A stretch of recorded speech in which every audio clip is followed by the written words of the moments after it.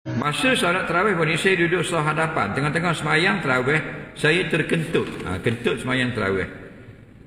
Saya keluar sah sampai kat pintu ada jemaah rentang tangan dak beri saya lalu depan sah dia. Mohon tuan ulas sedikit masalah sutrah. Dia gini.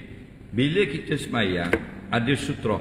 Sutrah ini halangan. Sama ada kita letak beg depan semayang sini, atau ada tiang depan semayang sini, atau ada dinding depan semayang sini, ataupun depan ni ada orang sah depan, kita sah kedua, dipanggil sutrah juga.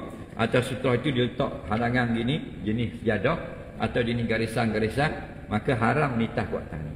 Tetapi jika dia semayang depan pintu, tidak haram. Kan itu laluan orang. Okey?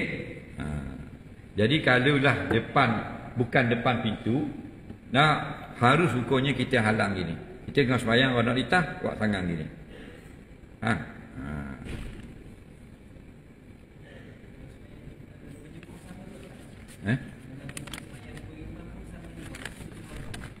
Sama. Imam jadi sutrah orang yang sah pertama. Sah pertama, sutrah yang sah kedua. Lepas tu bila kita batal, jangan keluar kot kiri kanan. Kita akan litah depan orang. Faham lagi? Kita boleh keluar ke hadapan. Jadi kalau ada sah di belakang, kita pusing, olor tangan. Orang yang disah itu buka gini. Orang belah ni buka gini. Boleh tak lalu? Boleh lalu. Ni tak bahan ke tengah orang. Faham lagi?